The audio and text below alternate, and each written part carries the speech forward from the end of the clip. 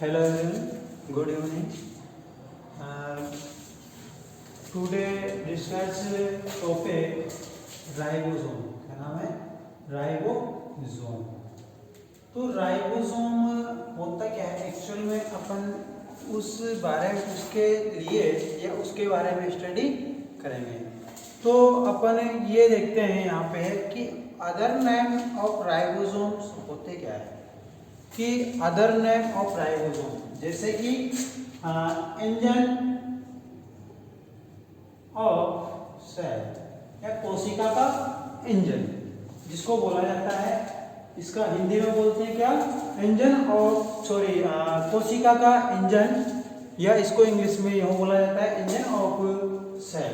And other name है protein factory. क्या नाम है? Protein factory.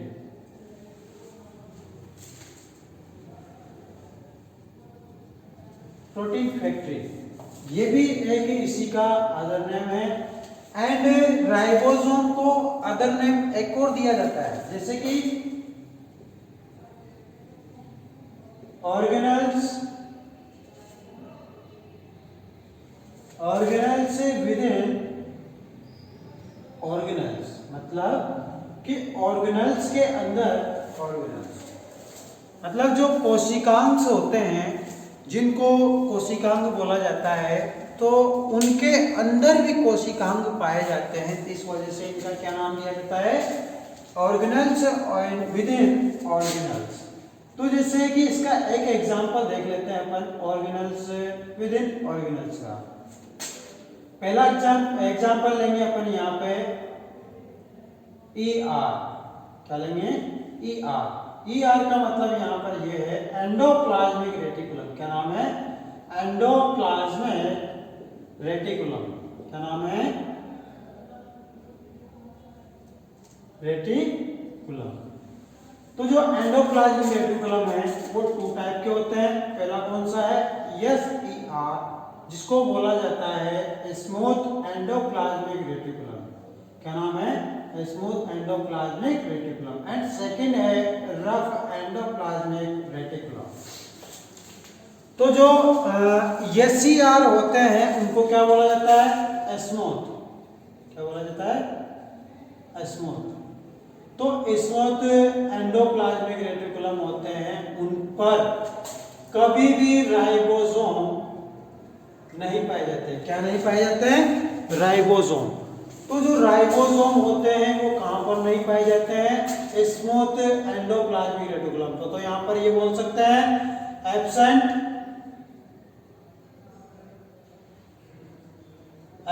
इन राइबोसोम.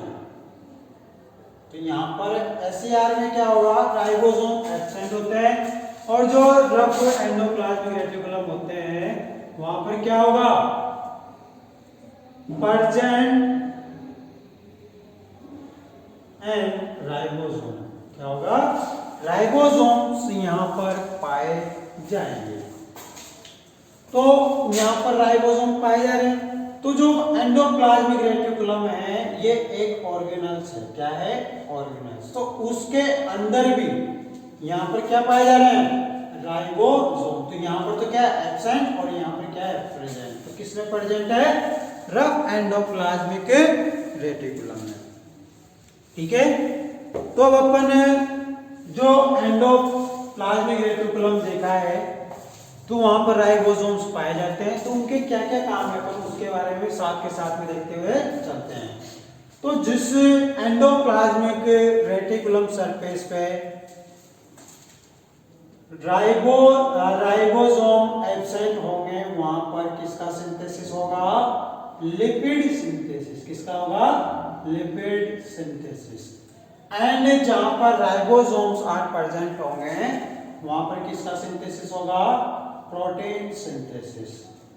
किसका सिंथेसिस होगा? प्रोटीन का. तो अपन बात करते हैं कि जो राइबोसोम है वो टर्मिनोलॉजी सबसे पहले यूज किसने करी है, या सबसे पहले इनको एब्जॉर्ब किसने किया है? ठीक है. तो सर्वप्रथम आए थे क्लाउडे. कौन आए थे? क्लाउड, जिनको क्लाउडे बोलते हैं. ये आए थे लगभग 1941 में। कब? 1941 में। तो इन्होंने संरचनाएं देखी, तो उस टाइम पे इलेक्ट्रॉनिक माइक्रोस्कोप इतना चलता भी नहीं था और आया भी नहीं था, क्योंकि इलेक्ट्रॉनिक माइक्रोस्कोप आया था कब?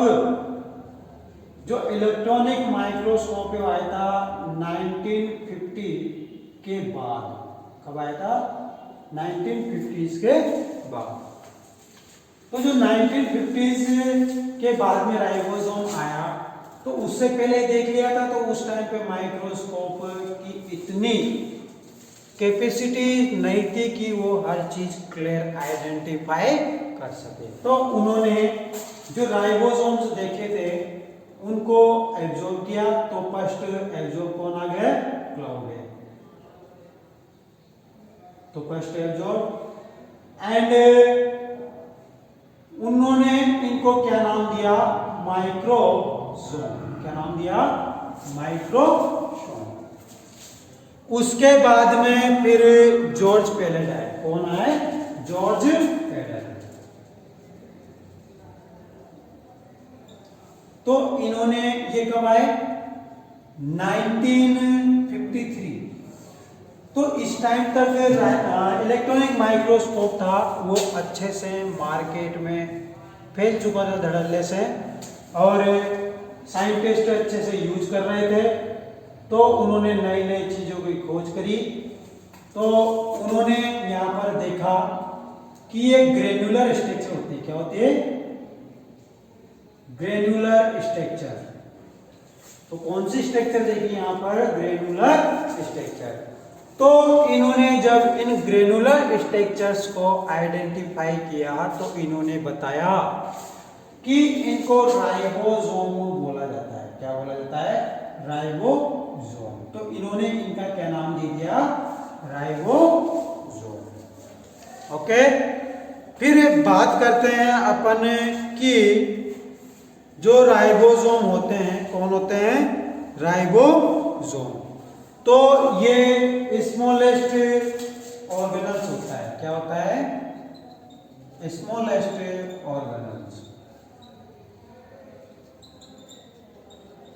Of cell.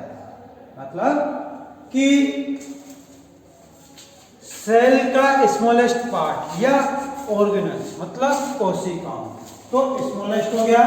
तो स्मॉलेस्ट कितना होता है? तो अपन उसकी क्या देखेंगे? साइज, या जिसको बोला जाता है साइज। तो अपन यहाँ पर 2 टाइप की साइज देखेंगे।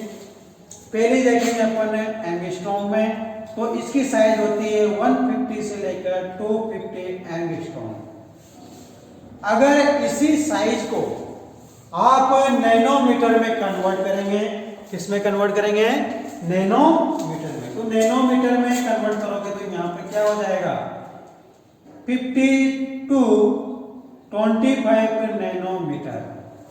एक्चुअली एंगस्ट्रॉम की वैल्यू होती है 10 की पावर -10, एंड नैनोमीटर की एक्चुअली वैल्यू होती है 10 की पावर -9 मीटर। ठीक है, तो कंफ्यूज मत होना, क्योंकि यहाँ पर अपन ने एक 0 था वो यहाँ पर कम कर लिया, इसमें रख दिया। ओके, तो कभी कभी क्या होता है कि एक्चुअल में जो क्वेश्चंस आते हैं, तो आपको कंफ्यूज करने के लिए यहाँ पर इनका बहुत बड़ा या बिगेस्ट रोल प्ले करते हैं ये वाली यूनिट्स। ओके, एंड ये मीटर्स वाली। तो इस वजह से यहाँ पर इनको भी अपन देखते हुए चलेंगे कि इनकी साइज कैसे कैसे होती है। तो अपन ने इनकी साइज देख ली है। अब बात करेंगे अपन टाइप्स ऑफ राइबोसोम। तो अभी तक 2 प्रकार के राइबोसोम ही खोजे गए हैं। कौन कौन से? 2 प्रकार के। तो पहला कौन सा है? यूकैरियोटिक राइबोसोम, ठीक है, एंड सेकंड है प्रोकैरियोटिक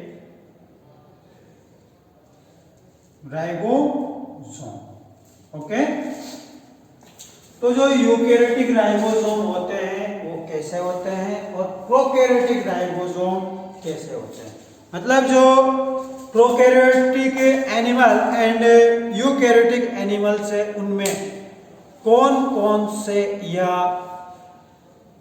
कौन से जो राइबोसोम होते हैं वो कहाँ पर पाए जाते हैं। ठीक है, तो अपन यहाँ पर एक साइड में देखेंगे किसके, यूकैरियोट, और यहाँ पर किसका देखेंगे, प्रोकैरियोट से। तो प्रोकैरियोट से जो होते हैं उनमें ऑर्गेनल्स आर एब्सेंट, क्योंकि प्रोकैरियोट्स में ऑर्गेनल्स क्या होते हैं, absent.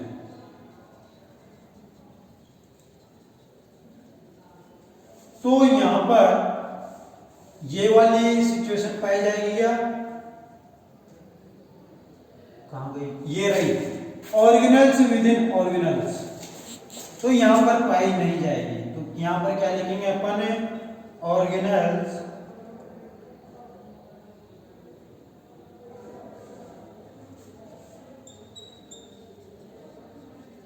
With in organelles absent. Why? Because organelles are absent. Okay? तो अपन यहाँ पर क्या देख रहे हैं कि organelles with in organelles are absent. तो यहाँ पर ओनली क्या बचा, क्या बचा, साइटोप्लाज्म। तो साइटोप्लाज्म में यहाँ पर देखा गया कि 70S राइबोसोम्स पाए जाते हैं। क्या पाए जाते हैं, 70S राइबोसोम। एंड तो जो 70S राइबोसोम होते हैं वो कहां पर पाए जा रहे हैं, साइटोप्लाज्म में। ओके, तो इसके अलावा यहाँ पर क्या बचा कि जो आपके पास एक सिंगल सेल होती है, क्या होती है, सिंगल सेल। तो उसमें न्यूक्लियस होता है। तो जो न्यूक्लियस होता है, nucleus membrane to plasma membrane जिनको बोला जाता है, या जिनको बोला जाता है plasma membrane and cytoplasmic membrane. तो इन वाले पार्ट को किसको,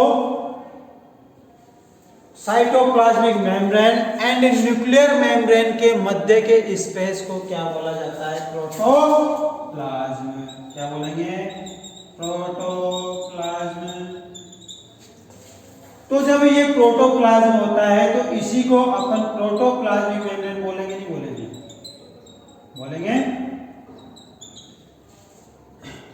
तो प्रोटोप्लाज्मिक मेम्ब्रेन पर क्या होता है प्रोकैरियोट्स में कि यहां पर राइबोसोम्स अटैच में रहते हैं। क्या रहते हैं, राइबोसोम्स आर अटैच में रहते हैं। तो जो राइबोसोम्स होते हैं वो यहाँ पर अटैच में पाए जाते हैं। तो अपन ने अभी तक प्रोकैरियोट्स में बात कर चुके हैं। अब अपन बात करेंगे यहाँ पर यूकैरियोट्स में। किसमें, यूकैरियोट्स में। तो यूकैरियोट्स में 70S राइबोसोम पाया जाता है। कौन सा, 70S। लेकिन ये कहां पर पाया जाएगा, क्योंकि मैंने अभी तक जितनी भी बुक्स पढ़ी है, मैक्सिमम बुक्स में कभी भी मेरे को ये नहीं मिला कि यूकैरियोट्स में 70S राइबोसोम पाया जाता है। ठीक है, तो अपन इसको यहां पर भी पढ़ेंगे कि यहां पर 70S राइबोसोम कहां पर पाया जाता है। तो कभी कभी जो कुछ ऐसी बुक्स होती है जो फॉरेनर ऑथर्स वगैरह की होती है, तो उनमें ये देखा गया है कि वहां पर जब डिफरेंस देखे जाते हैं तो राइबोसोम को पूरा देखा जाता है कि वो ऑर्गेनल्स के अंदर पाया जा रहा है, नहीं पाया जा रहा है। ठीक है, तो यहां पर देखेंगे कि अपन ने यहां पर थोड़ी देर पहले देखा था ऑर्गेनल्स विद इन ऑर्गेनल्स, मतलब कोशिकांग के अंदर कोशिकांग। तो यहां पर यूकैरियोट्स में ऑर्गेनल्स पाए जाएंगे। तो जब ऑर्गेनल्स पाए जाएंगे तो यहाँ पर क्या होगा, ऑर्गेनल्स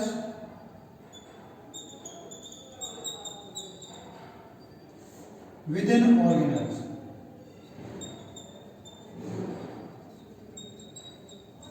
आर प्रेजेंट।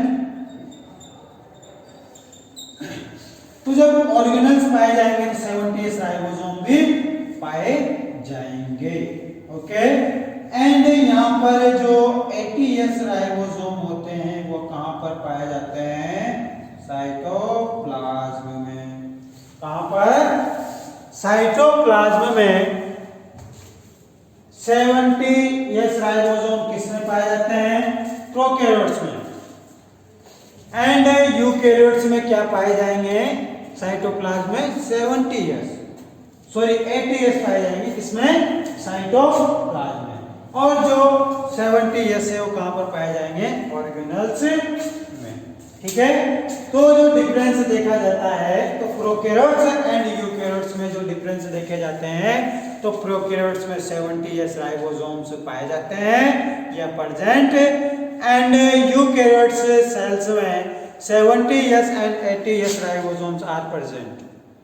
ओके, तो अपन ने यहाँ पर ये चीज देख चुके हैं कि 70s कहाँ पाया जाता है और 80s कहाँ पर पाया जाता है। ओके, अब अपन बात करते हैं कि सभी सेल्स में, किसमें, सभी सेल्स में या टोटल सेल्स, तो उनमें राइबोसोम पाए जाते होंगे, नहीं, क्योंकि जो कुछ एक्सेप्शंस होते हैं यहाँ पर, क्या होते हैं, एक्सेप्शंस या अपवाद जिनको बोला जाता है। ठीक है, तो यहाँ पर जो मैमल्स होते हैं, कौन होते हैं, मैमल्स, जिनको बोला जाता है कि जो मैमल्स आरबीसी होती है, क्या होती है, मैमल्स आरबीसी। तो वहां पर क्या होता है कि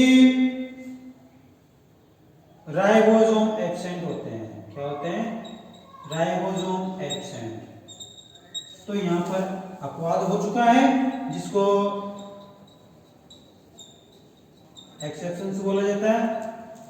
ठीक है, तो यहां पर अपन ने एक्सेप्शंस देख लिया है। अब अपन बात करेंगे कि जो राइबोसोम होते हैं, कौन होते हैं, राइबोसोम, ये बनते किसके हैं। ठीक है, तो अपन यहां पर देखेंगे कि जो राइबोसोम होते हैं, क्या होते हैं, राइबोसोम। तो ribosome made by protein plus RNA. क्या हो गया, प्रोटीन प्लस आरएनए।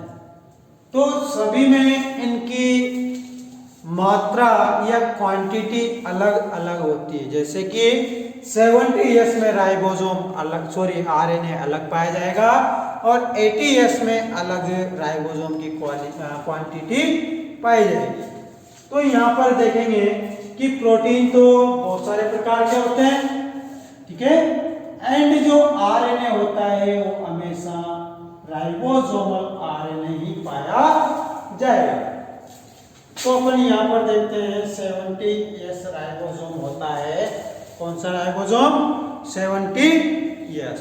तो 70s जो राइबोसोम है वहां पर तो 70s राइबोसोम का देखेंगे और 80s राइबोसोम की मात्रा देखेंगे कि इसमें कितना प्रोटीन और कितना आरएनए पाया जाता है। ठीक है, तो यहां पर 70s राइबोसोम में 60% तो होता है आरएनए। क्या होता है, आरएनए प्लस 40% क्या बचा, प्रोटीन। क्या बचा, प्रोटीन। क्या बचा यहां पर, 40% प्रोटीन।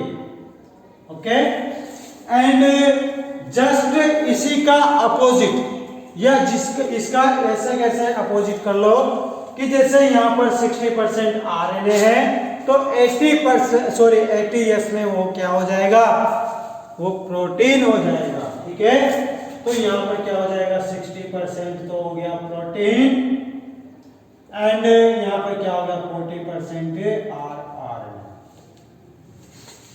ठीक है, आरएनए की फुल फॉर्म होती है राइबोसोमल न्यूक्लिक एसिड, जिसको राइबोन्यूक्लिक एसिड भी बोला जाता है। ठीक है, तो आरएनए की फुल फॉर्म अगर आपसे पूछ ली जाए तो घबराना नहीं है, जिसको बोलते हैं राइबोन्यूक्लिक एसिड। ठीक है, तो राइबोन्यूक्लिक एसिड है वो अपन ने देख चुके हैं। तो अब अपन बात करते हैं कि जो ये राइबोसोम होते हैं, क्या होते हैं राइबोसोम, तो ये कैसे कैसे पाए जाते हैं और कहाँ कहाँ पर पाए जाते हैं। तो अपन यहाँ पर ये देखेंगे कि जो राइबोसोम है वो कैसे कैसे होते हैं और कहाँ कहाँ पर पाए जाते हैं। तो अपन ने अभी थोड़ी देर पहले यहाँ पर देखा कि राइबोसोम साइटोप्लाज्म एंड ऑर्गेनेल्स, कहाँ पर ऑर्गेनेल्स एंड साइटोप्लाज्म में पाए जाते हैं। ठीक है, अब अपन देखेंगे कि जो राइबोसोम होते हैं, कौन होते हैं राइबोसोम। जो राइबोसोम होते हैं तो अपन ने उसके बारे में एक चीज देखी थी, वो क्या होती है कि जो राइबोसोम है, कौन है राइबोसोम। तो अपन राइबोसोम के बारे में एक चीज देखते हैं कि ये राइबोसोम है, कौन है राइबोसोम। तो जनरली ये देखा गया है कि राइबोसोम 2 सब यूनिट से मिलकर बना होता है। तो एक राइबोसोम में, किसमें एक राइबोसोम में कितने सब यूनिट हो गए 2 सब यूनिट। तो अपने पास यहाँ पर 2 राइबोसोम है, कौन कौन से 70S एंड 80S हो गए, है ना, हो गए। ठीक है, तो 70S जो राइबोसोम है और 80S जो राइबोसोम है उसकी 2 सब यूनिट होगी, दोनों की अलग अलग। तो यहाँ पर देखते हैं 70S राइबोसोम की बड़ी यूनिट कौन सी होगी 50S and 30S small unit हो गई किसकी 70S की। तो बात करते हैं अपन 80S। तो जो 80S है उसकी लार्ज यूनिट क्या हो जाएगी 60S एंड 40S हो जाएगी उसकी स्मॉल यूनिट। तो ये जो 2 है कौन कौन सी बड़ी वाली 50 एंड 60, वो तो कौन सी यूनिट है लार्ज यूनिट, लार्ज सब यूनिट। एंड जो 30S एंड 40S है उनको क्या नाम देंगे स्मॉल सब यूनिट। तो जो स्मॉल सब यूनिट होती है और जो बड़ी या लार्ज सब यूनिट होती है वो राइबोलिन प्रोटीन से जुड़ी होती है। किस प्रोटीन से राइबोलिन। तो जैसे ये क्या कौन सी यूनिट हो गए स्मॉल और ये कौन सी यूनिट हो गई लार्ज। तो इन दोनों के मध्य यहां पर राइबोलिन प्रोटीन पाया जाता है, कौन सा राइबोलिन।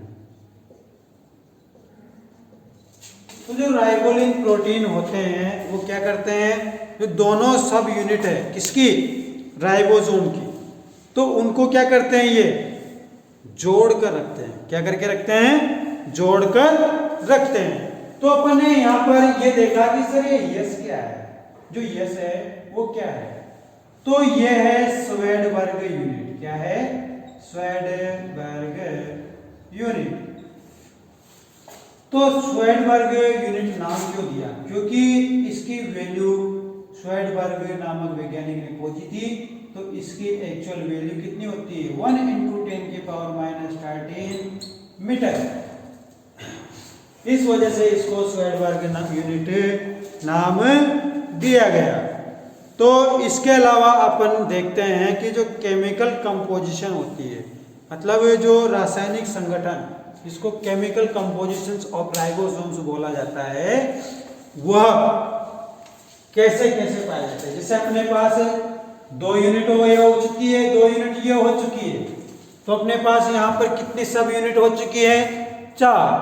तो जो 4 सब यूनिट है उनमें कौन कौन सा राइबोसोम पाया जाता है अपन उसके बारे में देखेंगे। पहले हो गया 60, फिर 50, फिर 40, फिर 30। तो यहाँ पर यस है या नहीं है? तो यहाँ पर अपन सब चीज देखेंगे। तो यहाँ पर कॉमन क्या पाया जाता है जो अपन यहाँ पर देख चुके हैं, क्या? आरएनए। तो जो आरएनए जिसको राइबोसोमल आरएनए बोला जाता है वो सब में समान पाया जाएगा, लेकिन समान तो पाया जाएगा क्योंकि राइबोसोमल आरएनए समान होता है, लेकिन यहाँ पर डिफरेंस किस चीज का होता है? Only for quantity. किसका?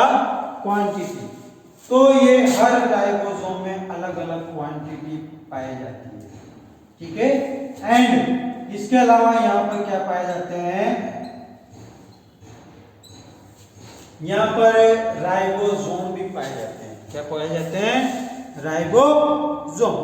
तो यहाँ पर देखेंगे कि कौन कौन से राइबोसोम पाए जाते हैं। तो यहाँ पर देखा जाता है कि जो 60S राइबोसोम है, कौन सा राइबोसोम? 60S। तो 60S राइबोसोम में पहला तो पाया जाएगा 28 ribosome, sorry yes ribosome. And second है आपके पास 5.8 यस राइबोसोम।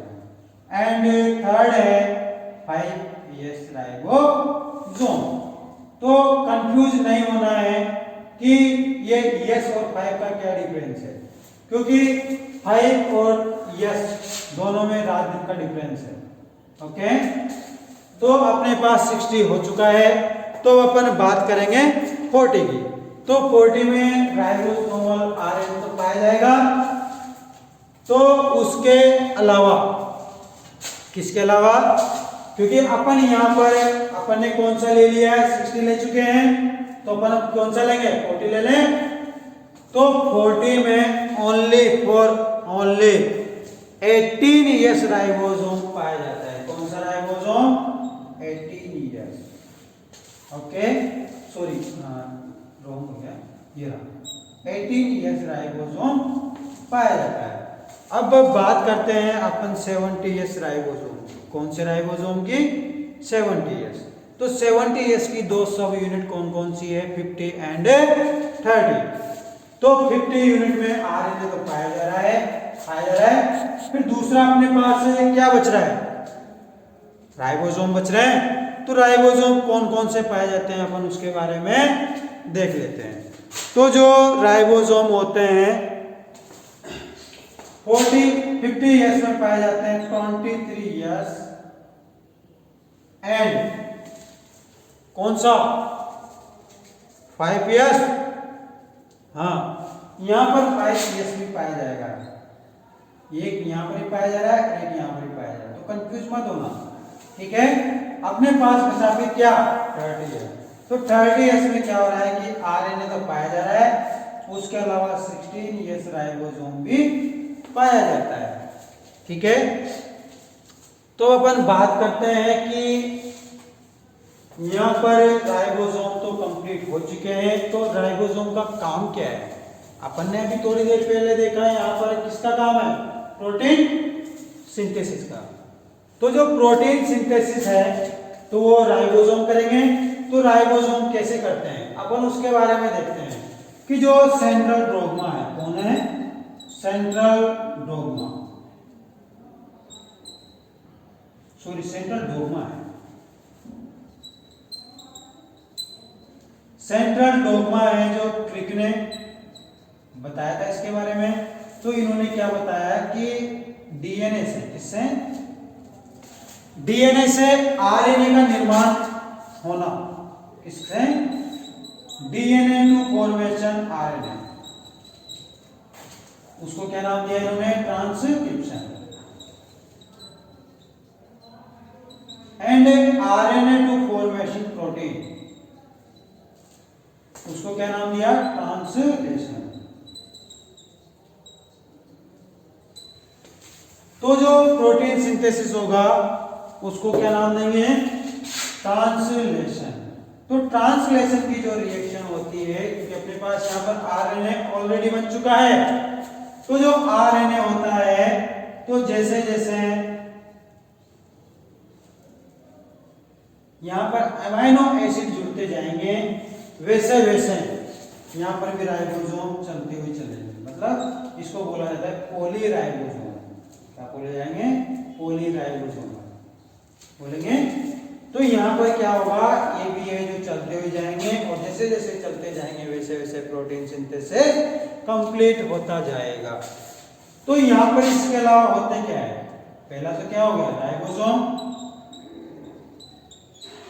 एंड सेकंड क्या हो गया यहाँ पे, सेकंड होगा आपके पास यहाँ पर अमाइनो एसिड। क्या होगा? Amino acid. एंड ये जो दो अमाइनो एसिड के बीच का गैप है उसको क्या बोलते हैं? Peptide bond. मतलब कौन से बंध के द्वारा जुड़े होते हैं? वो पेप्टाइड बॉन्ड के द्वारा जुड़े होते हैं। तो यहां पर कौन सा बॉन्ड पाया गया? Peptide bond. ठीक है, तो ये है जो आगे चलते हुए बढ़ते हुए जाते हैं और प्रोटीन सिंथेसिस की क्रिया कंप्लीट होती जाती है। ओके, तो आज का टॉपिक समाप्त होता है। Okay, thank you.